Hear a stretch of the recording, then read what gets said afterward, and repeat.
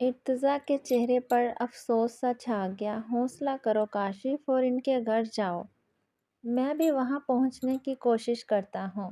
ارتضا کے پاس تسلی دینے کو لفظ نہیں تھے۔ آپ وجاہت چاچا کی بیٹی کو بچا لیں سائیں، آپ انہیں بچا لیں۔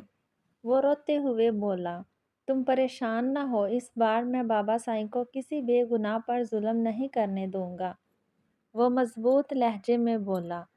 اور پھر کاشف کو وجاہت کے گھر جانے کا کہہ کر اس نے کال بند کر دی۔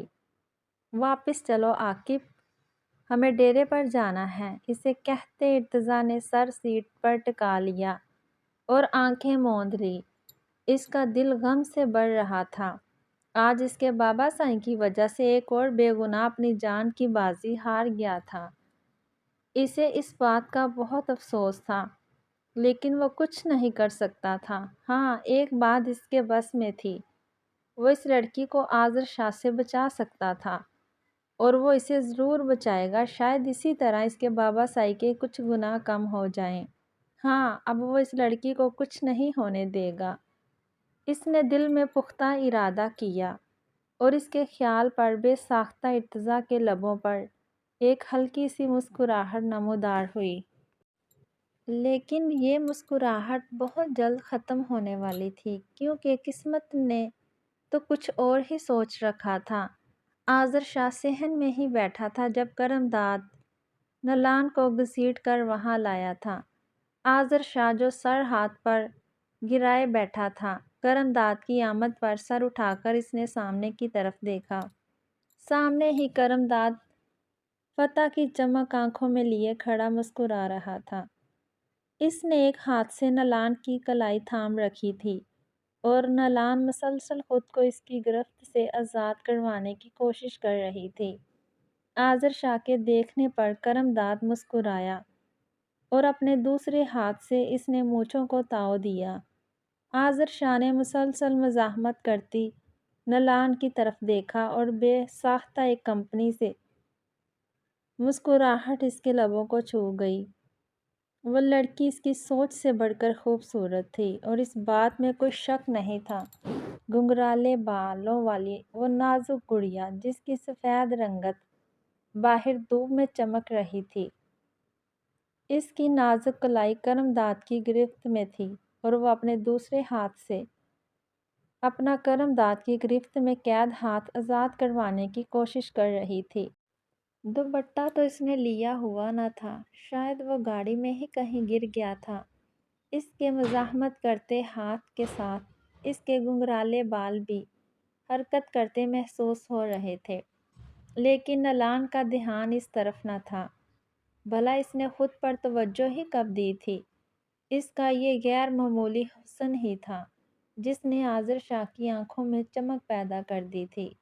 آذر شاہ نے کرم داد کو اسے پاس لانے کا اشارہ کیا، تو اس نے نلان کی کلائی جھٹکی اور اسے اپنی گرفت سے آزاد کیا۔ وہ جو اس سے آزاد ہونے کی تنگو دو میں تھی، اسے اچانک جھٹکے سے وہ پیچھے کی جانب ہوئی تھی۔ عین اسی وقت کرم داد نے اس کے پاؤں کے سامنے اپنا پاؤں کیا، تو وہ ٹھوکر کھاتی لہرا کر تھوڑا آگے ہوئی اور آذر شاہ کے قدموں میں جا گری۔ بال کھل کر سامنے کی طرف آئے، اور ان بالوں نے چہرے کے ایک طرف ڈھال سے بنا دی۔ اب سمجھا وجاہت نے تمہیں میری نظروں سے کیوں چھپایا تھا۔ آخر اس قدر حسین چہرے کو تو دنیا سے چھپا کر ہی رکھنا پڑتا ہے۔ آذر شاہ اس کی جانب جھکا اور اس کے بالوں کو ہاتھ سے چھونے کی کوشش کی۔ نلان نے سرعت سے اپنا چہرہ پیچھے کیا۔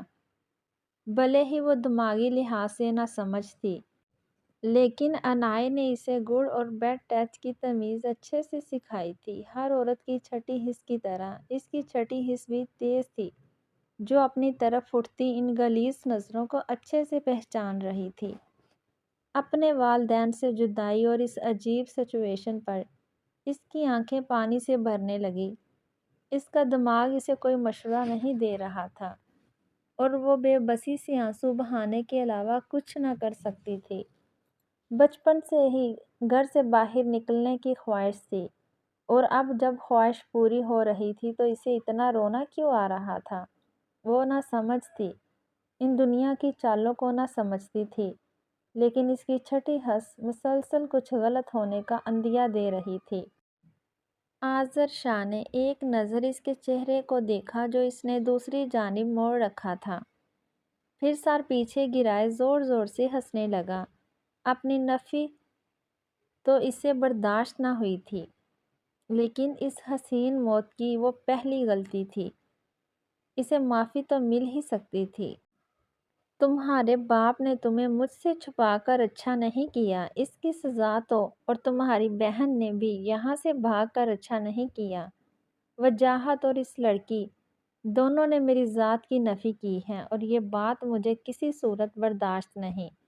سزا تو ملے گی اور افسوس اسے ملے گی، وہ ہنسنے کے درمیان بولا تھا، جبکہ نلان اس سے بے نیاز زمین کو گھور رہی تھی۔ اس نے رک کر نلان کو افسوس بھری نظروں سے دیکھا۔ تمہارے خاندان کی سزا تمہیں بھگتنی پڑے گی، اس کا جبڑا دبوچتے وہ گڑایا۔ تکلیف سے اس کی سسکی نکلی تو وہ مزہ لیتے مسکرانے لگا۔ اس تکلیف کا بھی اپنا ہی نشہ ہے، لوگوں کی انہیں آہوں سسکیوں سے تو مجھے سکون ملتا ہے۔ آذر شاہ نے اس کا جبڑا مزید شدت سے دبوچا، تکلیف سے نلان کے آنسو بہنے لگے۔ آخر جب درد مزید برداشت نہ ہوا تو اس نے اپنے ہاتھ سے آذر شاہ کا ہاتھ ہٹانا چاہا۔ ایک بار پھر اس نے آذر شاہ کے عمل کی نفی کرنی چاہی تھی، اور یہ اس کی دوسری غلطی تھی، اور آذر شاہ بار بار معاف کرنے والوں میں سے نہیں تھا۔ تبھی اس نے شدید طیش میں آتے اپنا دوسرا ہاتھ اٹھایا تھا، اور وہ ہاتھ نلان کے گال پر نشان چھوڑتا چلا گیا تھا۔ اس کا چہرہ دوسری جانب گھوما تھا، اور بال ایک بار پھر چہرے کے سامنے آئے تھے۔ آذر شاہ کی انگوٹھی اس کے گال پر بہت زور سے لگی تھی، اور اس میں سے خون لکیر کی صورت بہتے ہوئے تھوڑی تک آنے لگا تھا۔ نلان کو اپنا سر گھومتا ہوا محسوس ہوا اور گال پر شدید جلن ہونے لگی، لیکن اس نے اپنا رخ آذر شاہ کی طرف نہ کیا۔ لے جاؤ اسے اور میرے کمرے میں بند کر دو، مجھے ڈر ہے کہ میں اسے غصے میں جان سے ہی نہ مار دوں، اور میں ایسا نہیں چاہتا۔ اتنی آسان موت نہیں دینی اسے، ایسی سزا دوں گا کہ وہ پل پل موت کے لیے تڑپے گی، اور میں موت کو اس کے قریب نہیں جانے دوں گا۔ کم از کم تب تک جب تک میرا دل نہیں بھر جاتا۔ آذر شاہ چارپائی سے اٹھ کر کرم داد کے قریب آتے ہوئے بولا۔ اس کی آنکھوں کے سرد پن سے تو کرم داد ہمیشہ ڈرتا تھا، اسی لیے موقع غنیمت جانتے ہوئے وہ فوراً اس سے دور ہوا، اور نلان کو گھسیٹتے ہوئے آذر شاہ کے کمرے کی جانب لے جانے لگا۔ آپ ہمارا سب سے پیارا سیکرٹ ہیں، اور سیکرٹ کسی کو نہیں بتاتے۔ اگر کسی کو ہمارا سیکرٹ پتہ لگ گیا نا تو وہ آپ کو ہم سے چھین لیں گے۔ یہ باہر کی دنیا بہت بری ہے گڑیا، اس سے چھپ کر رہنے میں ہی آپ کی بھلائی ہے۔ کچھ ہفتے پہلے کہے انائے کے الفاظ نلان کے کانوں میں گونجنے لگے۔ اس وقت اسے انہی لفظوں کی سمجھ نہ آئی تھی، لیکن اب اسے یہ لفظ بہت اچھی طرح سمجھ آ رہے تھے، مگر افسوس اب تو ہر لفظ بے معنی تھا۔ انائے آذر شاہ کے آدمیوں سے چھپتے چھپاتے گاؤں کی حدود تک پہنچ چکی تھی۔ سامنے پکی سڑک تھی، اگر ایک بار وہ اس سڑک کے ذریعے شہر تک چلے جاتی تو پھر اسے کوئی نہیں ڈھونڈ سکتا تھا۔ اسے اپنی منزل معلوم نہ تھی، نہ اس کے پاس کوئی ٹھکانہ تھا، لیکن اسے فی الحال یہاں سے جانا تھا۔ اللہ کی زمین بہت بڑی ہے بیٹی، تمہیں کہیں نہ کہیں جائے پناہ مل ہی جائے گی۔ افضل چاچا کے لفظ اس کے کانوں میں اب بھی گونج رہے تھے، اور اسے انہی لفظوں سے ہی تو ڈھارس تھی۔ اس نے اپنی بند مٹھی کھولی جس میں اس نے کچھ نوٹ دبا رکھے تھے۔ یہ پیسے بھی افضل چاچا نے اسے دیے تھے۔ تشکر کا احساس سر اٹھانے لگا اور اس کی گلابی ہوتی آنکھیں نم ہونے لگی۔ اس نے اپنی مٹھی بند کر لی اور سر گھٹنوں پر ٹکا دیا۔ وہ اس وقت تک پکی سڑک سے تھوڑی دور کھیت میں چھپی بیٹھی تھی۔ آذر شاہ کے آدمی سڑک کے پاس ہی اسے ڈھونڈنے کی کوشش کر رہے تھے۔ ان کے چہرے پر چھائی ناکامی کے تاثرات وہ دور سے ہی دیکھ سکتی تھی۔ بس چند ہی لمحے باقی تھے اور پھر اندھیرا ہو جانا تھا، اور اندھیرا ہوتے ہی اسے ایک نئے سفر پر روانہ ہونا تھا جس کی کوئی منزل نہیں تھی۔ وہ بس ایک سفر تھا، اور بہت لمبا سفر تھا۔ آذر شاہ کے آدمی ناکام واپس لوٹنے لگے تھے۔ وہ جھکے سر سے ہی ان کی گاڑیوں کا واپس جانا محسوس کر رہی تھی۔ 1 2 3، اور اب یہ آخری گاڑی بھی واپس جا چکی تھی۔ اس نے گھٹنوں سے اپنا سر اٹھایا اور تھوڑا اونچا ہو کر سڑک کی طرف دیکھا۔ وہاں اب کوئی نہیں تھا، راستہ صاف تھا اور منزل کا کوئی نام و نشان نہ تھا۔ وہ یوں ہی سڑک کی طرف دیکھ رہی تھی جب وہاں سے سیاہ لینڈ کروزر آتی دکھائی دی۔ اس کے دل کی دھڑکن ایک لمحے کو تھم گئی۔ وہ اس گاڑی کو کیسے نہ پہچانتی؟ یہ تو ارتضیٰ شاہ کی گاڑی تھی، اور پچھلی سیٹ پر بیٹھا وہ شخص ارتضیٰ ہی تھا جس نے ہاتھ کی مٹھی تھوڑی پر رکھی ہوئی تھی اور بے چین نظریں بھاگتے مناظر پر جمائی ہوئی تھی۔ اگر ارتضیٰ گاؤں سے باہر تھا تو اس کے گھر والے کس کی حفاظت میں تھے؟ وہ خود بھی بے چین ہو اٹھی۔ اس کے بھاگنے کی خبر تو آذر شاہ تک پہنچ ہی چکی ہوگی، اور یقیناً وہ غصے میں اب پھر کچھ غلط کرے گا، اور اگر آذر شاہ کے غصے کی زد میں اس کے گھر والے آ گئے تو منفی خیال اس کے دماغ میں پلنے لگے۔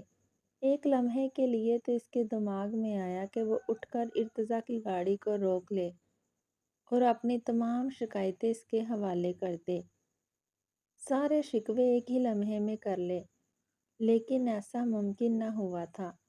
اس کی گاڑی دور جا چکی تھی اور وہ خود واپس نہ جا سکتی تھی۔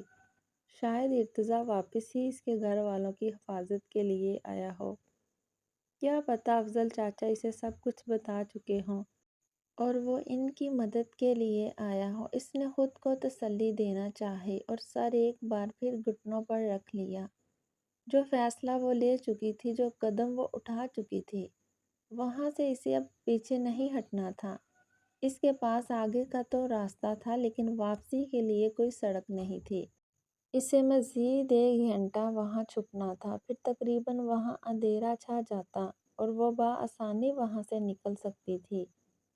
اسے تو معلوم بھی نہ تھا یہ اندھیر اس کی زندگی بھی سیاہ کرنے والا تھا۔ غزالہ ساکت آنکھوں سے صحن کے وسط میں رکھی وجاہت کی میت کو دیکھ رہی تھی۔ وجاہت کو غسل اور کفن دے دیا گیا تھا۔ گاؤں کی تمام عورتیں غزالہ کے پاس آ کر اسے اظہار افسوس کر رہی تھی، اور غزالہ غائب دماغی سے اپنے گھر میں ہوتی ہلچل اور آہ و بکا دیکھ رہی تھی۔ اس کے منہ سے اب تک کوئی شکوہ، کوئی آہ، کوئی آواز نہ نکلی تھی، نہ آنکھوں سے کوئی آنسو بہا تھا۔ در پہ ملنے والے دکھوں نے اس کا دماغی توازن ہلا ڈالا تھا۔ وہ غائب دماغی سے تھی، اور وہاں بیٹھی تمام عورتیں اس کی یہ حالت محسوس کر رہی تھی۔ وہ رو نہیں رہی تھی، حالانکہ اسے شوہر کی وفات پر زور زور سے رونا چاہیے تھا۔ آخر ایک عمر دراز خاتون اٹھ کر اس کے پاس آ بیٹھی۔ انہوں نے غزالہ کو اپنے کندھے سے لگایا اور ایک ہاتھ سے اس کی پیٹھ سے ہلائی۔ رو لو بیٹی، اگر اپنے آنسو اندر ہی جمع کر لو گی تو یہ ناسور بن جائے گا جو تمہیں زہر کی ماند اندر سے ختم کر دے گا، انہوں نے پرشفقت انداز میں کہا۔ غزالہ کی آنکھوں کی پتلیوں میں حرکت ہوئی، لیکن وہ بولی کچھ نہیں۔ اپنے اندر کے دکھ کو باہر نکالو غزالہ، بوجھ ہلکا ہو جائے گا۔ میں جانتی ہوں یہ دکھ بہت بڑا ہے، لیکن مرنے والوں کے ساتھ مرا تو نہیں جاتا، وہ آہستہ سے اس کی پیٹھ سے ہلاتے ہوئے کہنے لگی۔ غزالہ نے کچھ کہنے کے لیے لب کھولے، لیکن وہ اپنی بات کہہ نہ پائی۔ وہ کہنا چاہتی تھی، مرنے والوں پر تو صبر آ جاتا ہے، لیکن جب جسم کے حصے کو زندہ سلامت ان سے الگ کر لیا جائے تو پھر صبر کس صورت آ سکتا ہے؟ اور اس کے لب ایک بار پھر پہلے جیسے خاموش ہو گئے۔ اللہ کے ہر کام میں مصلحت پوشیدہ ہے، اسی لیے اس سے کوئی شکوہ نہیں کرتے، بس صبر کرتے ہیں۔ ایک امتحان، ایک آزمائش سمجھ کر اس وقت کو گزار لو غزالہ۔ اس پاک ذات نے یقیناً تمہارے لیے اور تمہاری اولاد کے لیے کچھ اچھا سوچ رکھا ہوگا۔ یہ کیسی مصلحت ہوئی اماں؟ میری دونوں بیٹیاں مجھ سے چھن گئیں۔ یہ اور جو میرا آخری سہارا، میرا سائبان تھا، اللہ نے اسے بھی اپنے پاس بلا لیا۔ وہ تڑپ کر بولی، میرا دکھ تو بہت بڑا ہے نا، میں کس سے اپنا بوجھ ہلکا کروں؟ کیا 2 آنسو بہانے سے سب ٹھیک ہو جائے گا؟ وہ سراپا سوال تھی۔ اماں نے اسے تعجب سے دیکھا۔ تم اللہ سے شکوہ کر رہی ہو؟ نہیں، میں اپنا دکھ آپ سے بانٹ رہی ہوں۔ غزالہ نے ان کی بات کاٹ دی۔ تمہارا لہجہ ایسا نہیں ہونا چاہیے غزالہ۔ تم وجاہت کی موت پر صبر کرو۔ اور رہی بات بیٹیوں کی، تو انہیں اللہ کی امان میں دے دو۔ تمہیں صبر نہ سہی سکون ضرور آ جائے گا۔ اور میری ایک بات یاد رکھنا، اللہ کسی کو اس کی طاقت سے زیادہ نہیں آزماتا۔ ان کے لہجے میں ایسا پختہ یقین تھا کہ غزالہ خاموش ہو کر انہیں دیکھنے لگی۔ تبھی کچھ آدمی وجاہت کی چارپائی اٹھانے کے لیے اندر آئے۔ جنازے کا وقت ہو چکا تھا اور وجاہت کو اس کی آخری آرام گاہ تک پہنچانا تھا۔ غزالہ نے چارپائی پکڑنی چاہی لیکن اماں نے اس کے ہاتھ پکڑ لیے اور سر نفی میں ہلا دیا۔ 4 آدمی آگے آئے اور انہوں نے چارپائی کو اپنے کندھوں پر اٹھا لیا۔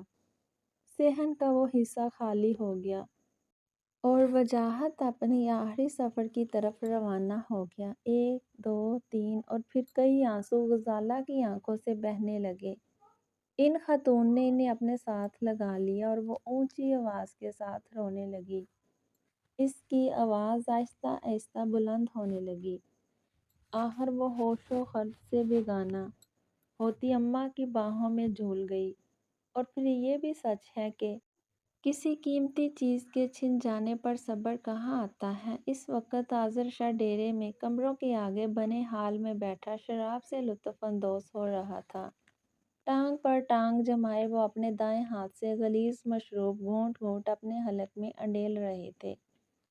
گردن کروفڑ سے اکڑا رکھی تھی اور دوسرا ہاتھ صوفے کی پشت پر پھیلا رکھا تھا۔ ان کی آنکھیں ایک جگہ جمی تھی، جیسے وہ کسی گہری سوچ میں گم ہو۔ بس وہ ہاتھ جس نے گلاس تھام رکھا تھا حرکت کر رہا تھا۔ شراب کا گلاس خالی ہوا تو وہ اس میں مزید شراب انڈھیلنے لگے۔ تبھی وہاں ساتھ ہانپتا ہوا آیا تھا۔ آذر شاہ نے شرر بار نگاہوں سے اس کی جانب دیکھا۔ انہیں ایسے وقت میں کسی کی بھی مداخلت زہر لگتی تھی۔ سائیں، میں نے چھوٹے سائیں کی گاڑی ڈیرے کی طرف آتی دیکھی ہے، وہ ہانپتے ہوئے بولا۔ آذر شاہ نے تعجب سے اسے دیکھا۔ تو اس میں اتنا ڈرنے کی کیا بات ہے؟ وہ خالی گلاس میز پر رکھ کر سیدھے ہو بیٹھے۔ مجھے لگتا ہے چھوٹے سائیں کو پتہ لگ گیا ہے کہ ہم وجاہت کی بیٹی کو اٹھا لائے ہیں۔ ساتھ کی بات پر آذر شاہ نے اپنی بوؤں کو سکیڑا۔ اوہ، تو میرے بیٹے نے بھی گاؤں میں اپنی مخبری چھوڑ رکھی ہیں۔ وہ محفوظ کن انداز میں مسکرائے۔ سعد نے عجیب نظروں سے آذر شاہ کی جانب دیکھا۔ آخر کیا تھا وہ شخص؟ کبھی چھوٹی سی بات پر اتنا غصہ کرتا تھا کہ ان کی سانس خشک ہو جاتی تھی، اور اب وہ اتنی بڑی بات پر سکون سے بیٹھا تھا۔ ہاں، ارتضیٰ کا ڈیرے پر آنا سعد کے لیے تو بہت بڑی بات تھی۔ آپ نے کہا تھا نا چھوٹے سائیں کو اس بات کی بھنک نہیں لگنی چاہیے، لیکن انہیں تو اس بات کا پتہ چل گیا۔ وہ اپنی بات زبان پر لے ہی آیا۔ آخر میرا بیٹا جو ہے، اسے پتہ تو لگنا ہی تھا۔ ان کے لبوں پر اب بھی معنی خیز مسکراہٹ تھی۔ ویسے وجاہت کا جھوٹ میرے کام آ گیا۔ یقیناً میری طرح ارتضیٰ کو بھی وجاہت کی صرف ایک بیٹی کا معلوم ہوگا۔ وہ اب ایک نیا کھیل کھیلنے کے بارے میں سوچ رہے تھے، اور آج سعد کو بھی اس بات پر پورا یقین ہو چکا تھا کہ آذر شاہ اپنے شاطر دماغ کا استعمال بخوبی کرتا ہے۔ تم جاؤ، اور جب ارتضیٰ یہاں پہنچ جائے تو اسے کہہ دینا کہ وجاہت کی بیٹی یہاں سے بھاگ چکی ہے۔ یقیناً وہ یہ خبر سن کر الٹے قدموں یہاں سے واپس چلا جائے گا۔ وہ اب جھک کر گلاس میں شراب انڈھیلنے لگے۔ چند سیکنڈز کے لیے وہاں خاموشی چھا گئی۔ بس گلاس میں شراب ڈالنے کی ہلکی آواز خاموشی میں ارتعاش پیدا کرنے لگی۔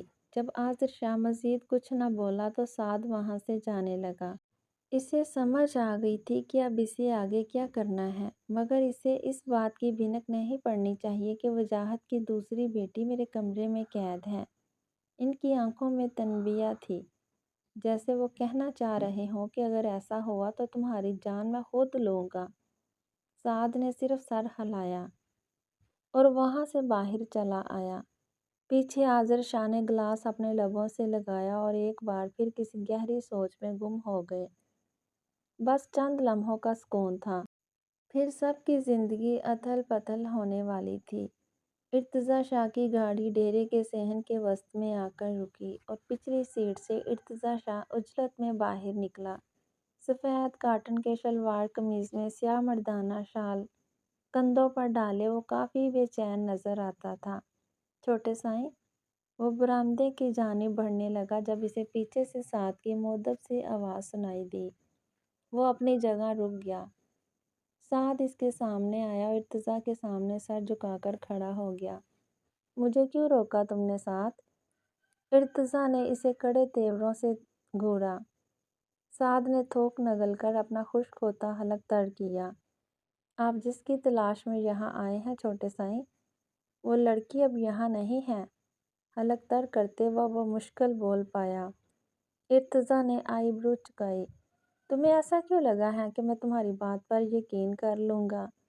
وہ سکون سے بولا۔ آپ کو میری بات کا یقین نہیں، لیکن کیا آپ نے پکی سڑک سے ہمارے آدمیوں کی گاڑیاں واپس آتی نہیں دیکھی؟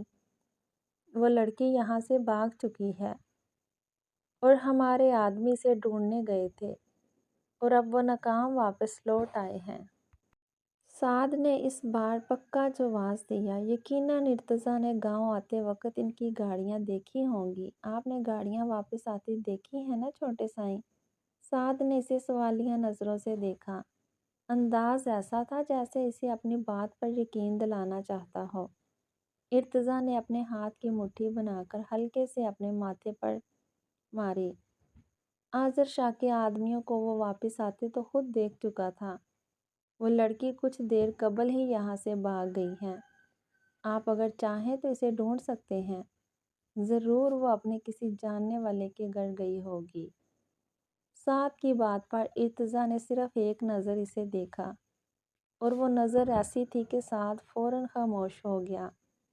تم یہ سب مجھے کیوں بتا رہے ہو سعد؟ کیا میں اس سخاوت کی وجہ جان سکتا ہوں؟ اس کا لہجہ سرد تھا۔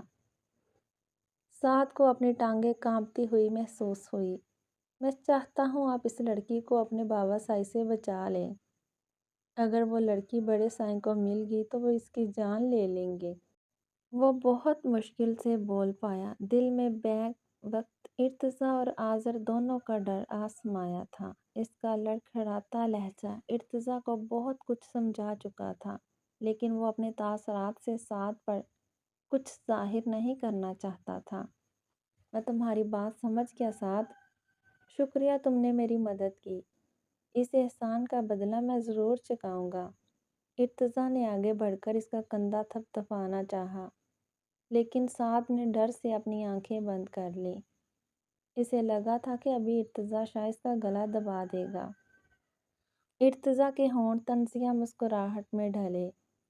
اس نے اپنے قدم واپس لیے اور پھر پیدل ہی ڈیرے سے باہر نکل آیا۔ اب اس کا ارادہ پچھلی طرف سے ڈیرے میں داخل ہونے کا تھا، تاکہ وہ آرام سے انائی کو ڈھونڈ سکے۔ ان لوگوں کی موجودگی اس کے طیش میں اضافہ ہی کرتی، اور وہ کسی ملازم پر اپنا غصہ نہیں نکالنا چاہتا تھا۔ وہ ڈیرے کے پچھلے حصے کی جانب بڑھنے لگا۔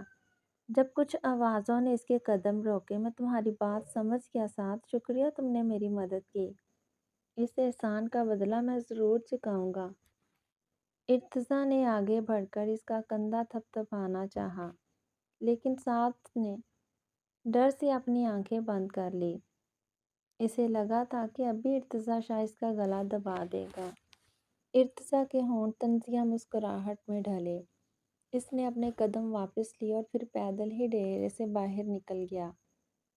اب اس کا ارادہ پچھلی طرف سے ڈیرے میں داخل ہونے کا تھا، تاکہ وہ آرام سے انائی کو ڈھونڈ سکے۔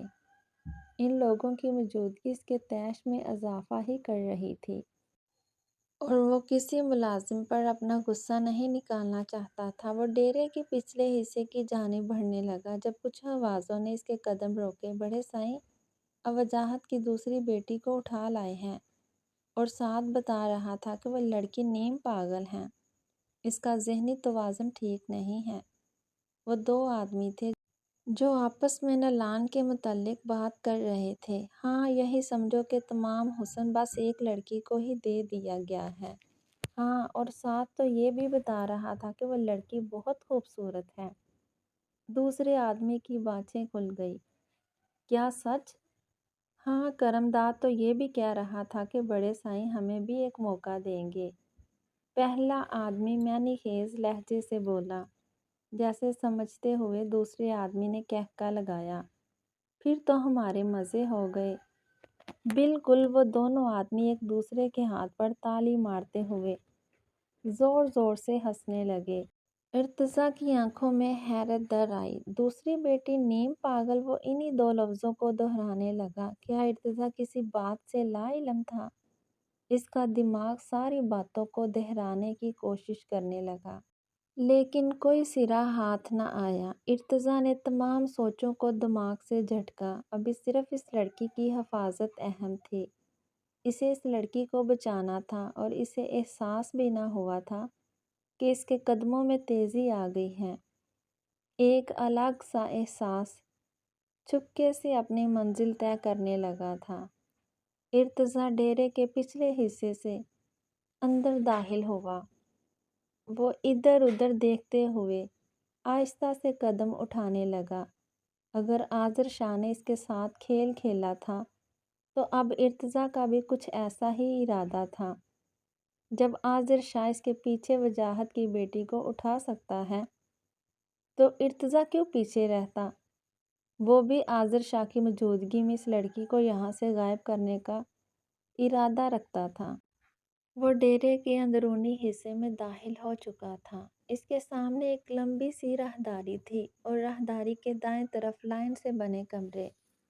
وہ ایک ایک کمرہ چیک کرنے لگا۔ ایک، دو، اور پھر تیسرے کمرے کے سامنے اس کے قدم تھم گئے۔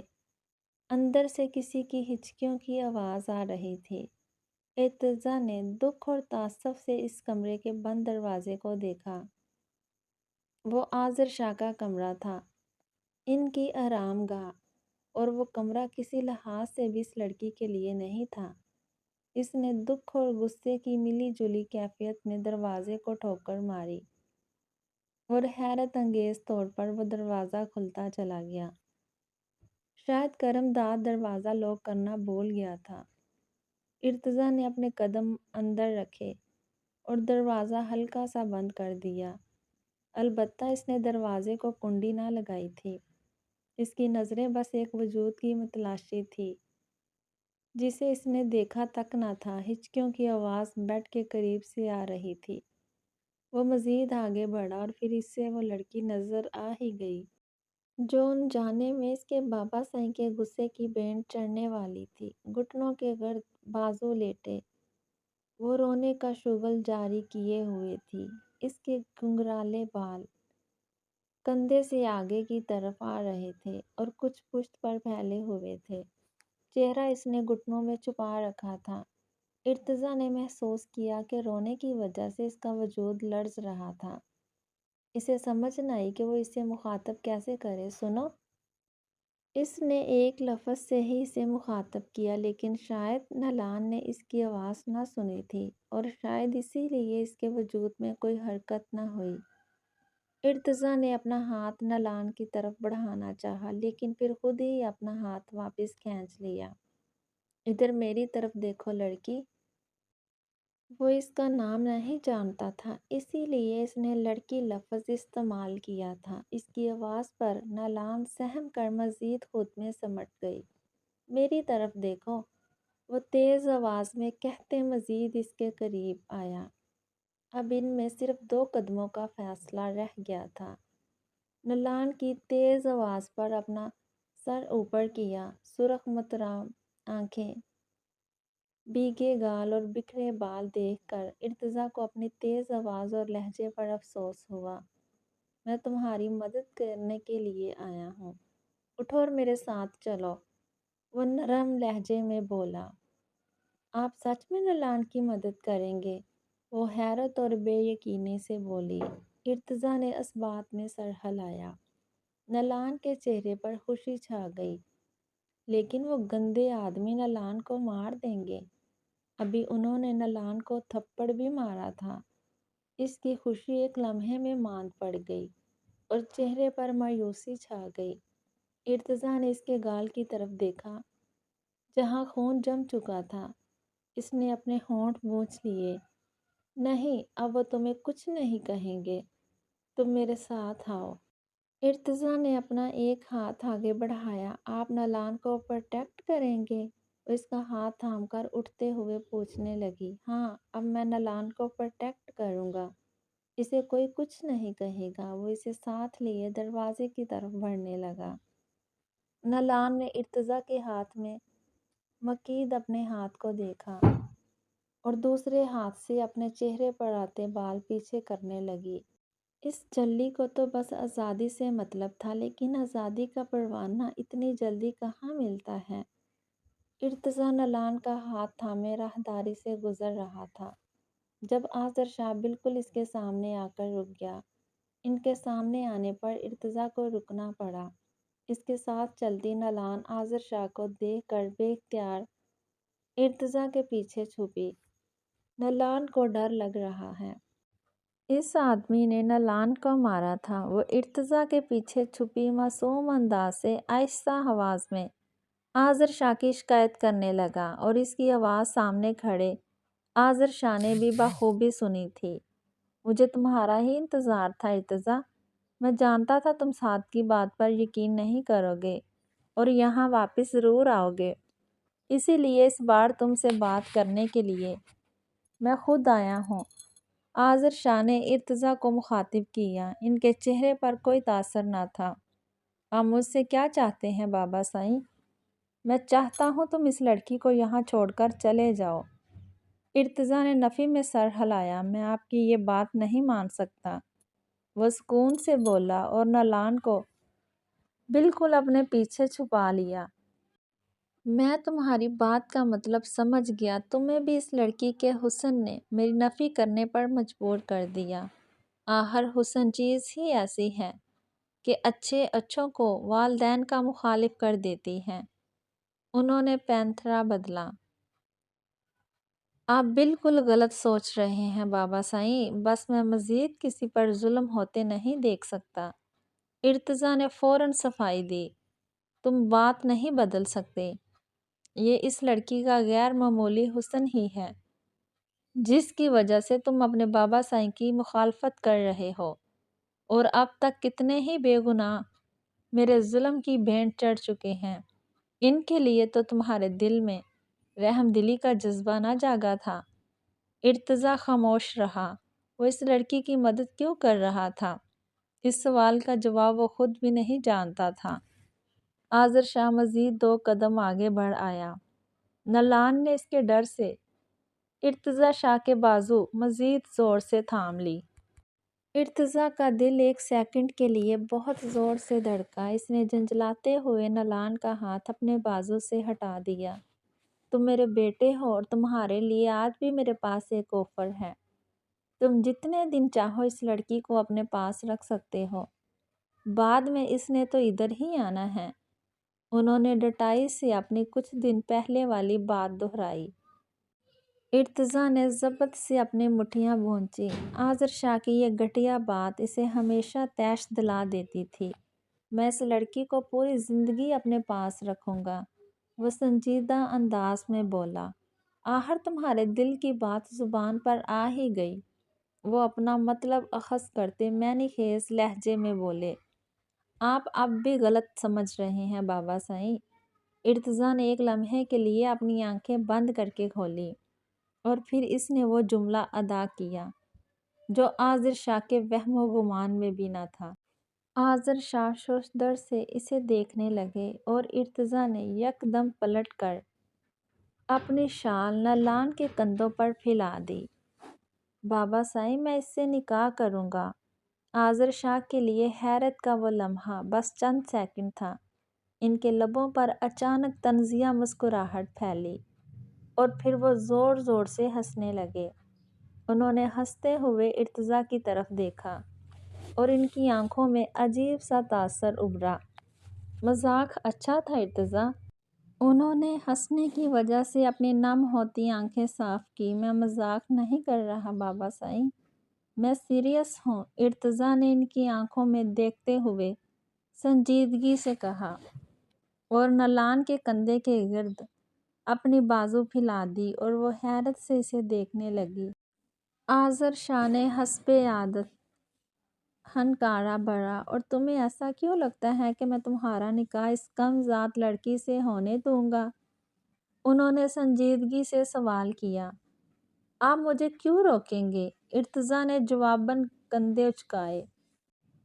آذر شاہ نے اسے غصے سے گھورا۔ ارتضیٰ بے نیاز بنا دوسری طرف دیکھنے لگا۔ تم آخر اس عام سی لڑکی کے لیے میری مخالفت کیوں کر رہے ہو؟ انہوں نے سوال کیا۔ ارتضیٰ نے انہیں جواب دینا چاہا لیکن آذر شاہ نے اسے درمیان میں ہی روک دیا۔ پھر کچھ توقف کے بعد وہ خود ہی بولے، معاملہ صاف ہے۔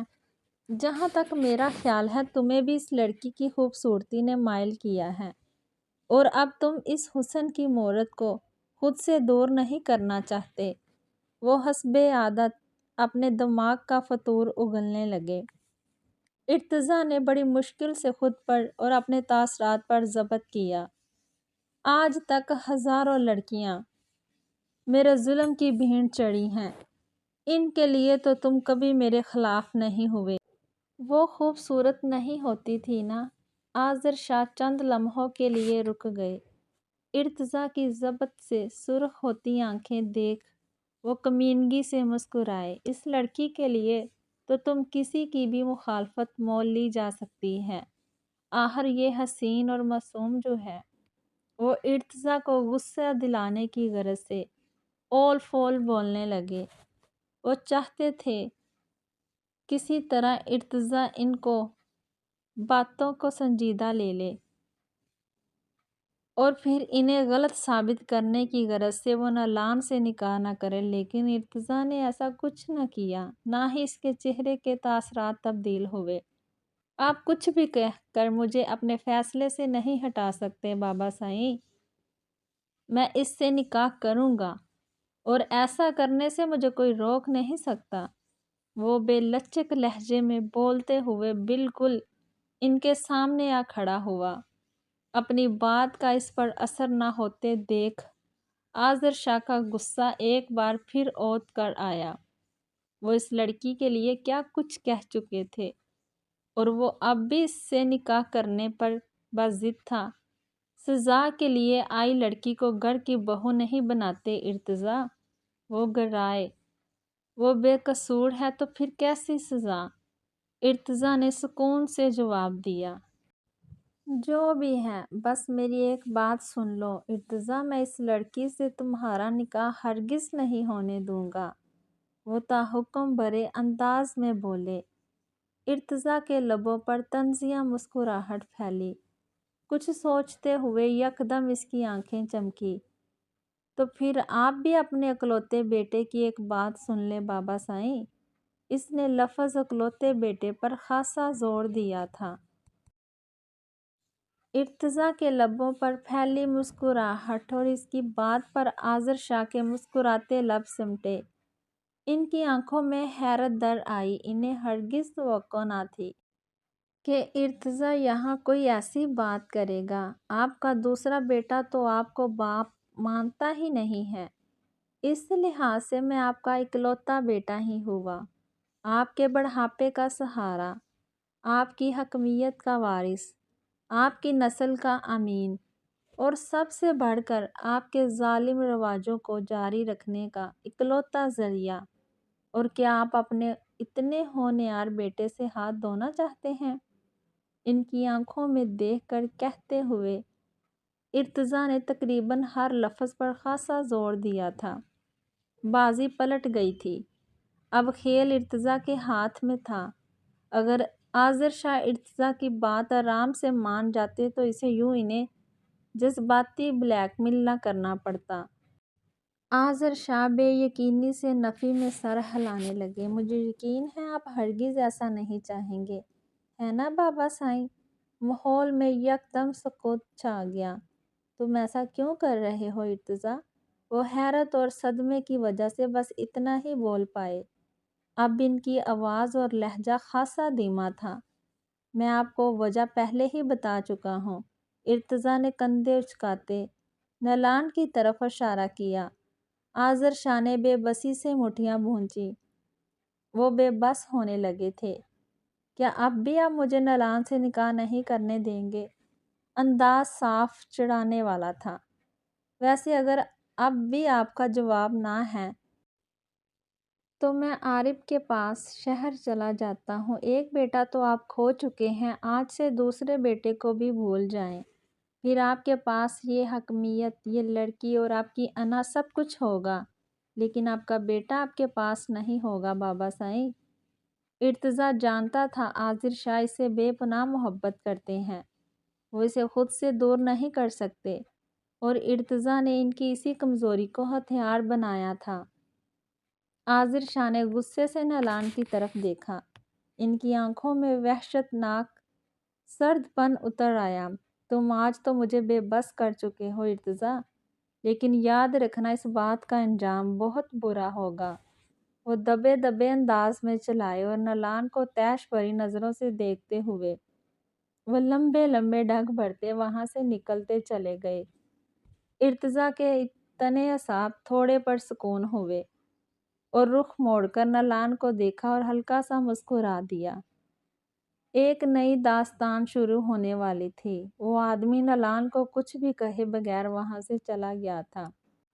یہ بات نالان کے لیے حیرت کا باعث تھی اور اب وہ ارتضیٰ کو حیرت سے تکے جا رہی تھی۔ ارتضیٰ اس کا ہونک انداز دیکھ کر بہت مشکل سے خود کو مسکرانے سے روک پایا تھا۔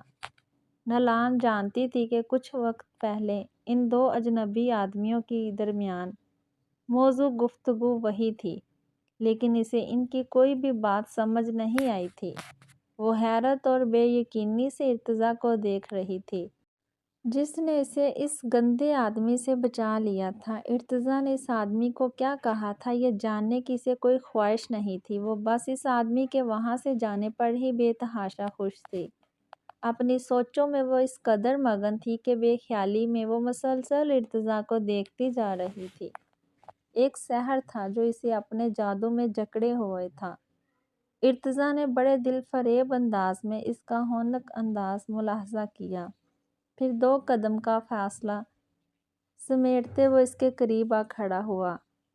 کیا میں زیادہ پیارا لگ رہا ہوں؟ وہ دل فریب انداز میں مسکرایا۔ نالان اس کی آواز پر اپنی سوچوں سے باہر نکلی۔ سحر ٹوٹا اور اس کے حواسوں پر چھایا جادو ختم ہو گیا۔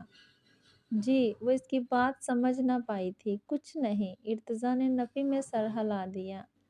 آپ سے ایک بات کرنی ہے، آؤ اندر بیٹھ کر بات کرتے ہیں، اس نے دوستانہ انداز میں کہا اور آذر شاہ کے کمرے کی طرف جانے لگا۔ ابھی نالان کو اپنی جلد بازی میں کیے گئے فیصلے سے بھی آگاہ کرنا تھا اور اسے نکاح کے لیے بھی رضامند کرنا تھا، لیکن نالان نے قدم آگے بڑھانے کی بجائے نفی میں سر ہلا دیا۔ نالان کو اماں کے پاس جانا ہے۔ وہ اپنی جگہ ہی کھڑی رہی۔ پہلے بات کر لیں، پھر میں تمہیں خود تمہارے گھر چھوڑ آؤں گا۔ وہ پلٹا اور آہستہ سے بولا، نہیں نلان پہلے اماں کے پاس جائے گی۔ وہ بچوں کی طرح ضدی لہجے میں بولی۔ ارتضیٰ نے اپنی بھویں سکیڑی۔ یہ اس کی عادت تھی، وہ اکثر باتوں کے دوران اپنی بھویں سکیڑ لیا کرتا تھا اور اسے اس بات کا احساس تک نہ ہوتا تھا۔ میں نے تمہاری ہیلپ کی ہے نا، اب کیا تم میری ایک بات نہیں مانو گی؟ ارتضیٰ نے چہرے پر بے چارگی طاری کر لی، جیسے اسے نلان کے انکار سے بہت دکھ پہنچا ہو۔ نلان نے معصوم انداز سے چہرے پر آتی بالوں کی لٹ پیچھے کی اور ادھر ادھر دیکھنے لگی۔ اسے ابھی اپنی اماں کے پاس جانا تھا اور سامنے کھڑا وہ شخص اسے جذباتی بلیک میل کرنے کی کوشش کر رہا تھا۔ اب تو ہم دوست ہیں نا؟ اس نے نلان کو سوالیہ نظروں سے دیکھا تو نلان نے جٹ اس بات میں سر ہلایا۔ تو اپنے دوست کی ایک بات نہیں سنو گی؟ وہ اپنا سر نہ اس بات میں ہلا سکی اور نہ اس کی نفی کر سکی، بس آنکھوں میں الجھن لیے اس کی طرف دیکھتی رہی۔ دیکھو میں نے صرف تمہارے لیے اپنے بابا سائیں سے جھگڑا کیا ہے، اسے کچھ نہ بولتے دیکھ۔ ارتضیٰ نے اپنی آواز میں مزید دکھ سمو لیا۔ میری وجہ سے؟ نلان کی آواز لڑکھڑائی اور آنکھیں تیزی سے نم ہوئیں۔ اس نازک دماغ لڑکی کے لیے یہ بات ہی بہت بڑی تھی کہ اس انجان آدمی نے اس کی وجہ سے اپنے بابا سائیں سے جھگڑا کیا ہے۔ ہاں تمہاری وجہ سے۔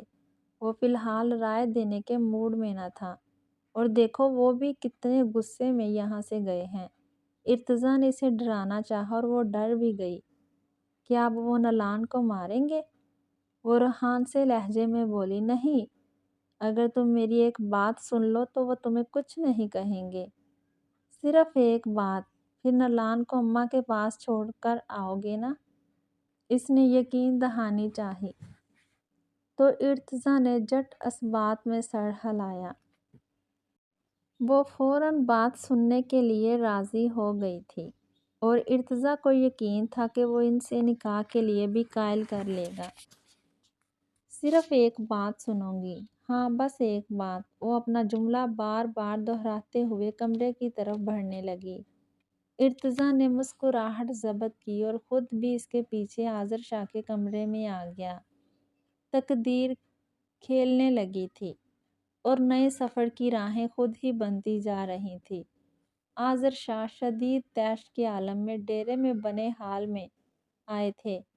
ان کا غصہ اور اضطرابی کیفیت ان کے چہرے سے ہی ظاہر ہو رہی تھی۔ ابھی کچھ دیر پہلے وہ اسی حال میں بیٹھ کر مستقبل کے بارے میں سوچ رہے تھے، لیکن ارتضیٰ نے ان کے تمام خیالوں پر پانی پھیر دیا تھا۔ انہوں نے غصے سے میز کو ٹھوکر ماری اور خود پاس رکھے صوفے پر بیٹھ گئے۔ تم نے اچھا نہیں کیا ارتضیٰ۔ وہ ارتضیٰ کی اس بات کے آگے نہ چاہتے ہوئے بھی بے بس ہو گئے تھے۔ ان کی عمر ڈھلنے لگی تھی اور ارتضیٰ ہی ان کے بڑھاپے کا سہارا تھا۔ اگر وہ بھی شہر چلا جاتا تو انہیں اس حکمیت سے بھی ہاتھ دھونا پڑتا۔ جیسے جیسے ان کی عمر بڑھتی جاتی، عوام پر ان کا رعب کم ہوتا جاتا۔ بھلا ایک بوڑھے شخص سے کون ڈرنے کی حماقت کرتا؟ ایسے میں اگر ارتضیٰ انہیں چھوڑ کر چلا جاتا تو نسلوں سے چلی آ رہی ان کی ظلم کی روایتیں ختم ہو جاتی۔ عارف شاہ سے تو انہیں کوئی توقع تھی ہی نہیں، اور اس صورت میں وہ ارتضیٰ کو کھونا نہیں چاہتے تھے۔ اور پہلی اولاد کتنی ہی خود سر کیوں نہ ہو، ان کی محبت میں کمی نہیں آتی۔ انہیں ارتضیٰ سے بہت لگاؤ تھا اور وہ جانتے تھے ارتضیٰ نے ان کے لگاؤ کو ہی ہتھیار بنایا تھا، اور وہ بیٹے کے سامنے بے بس ہو گئے تھے۔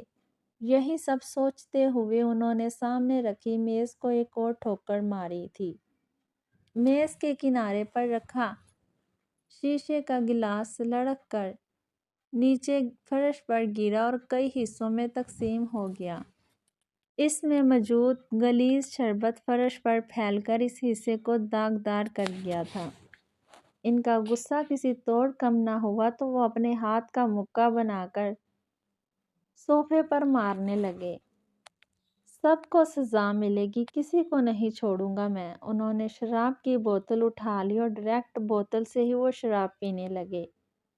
تم نے آج تو مجھے بے بس کر دیا ارتضیٰ، لیکن ضروری تو نہیں قسمت ہر بار تمہارا ساتھ دے۔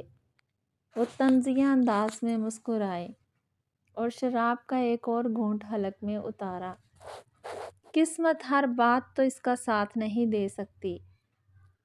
ان کے دماغ میں کوندہ سا لپکا۔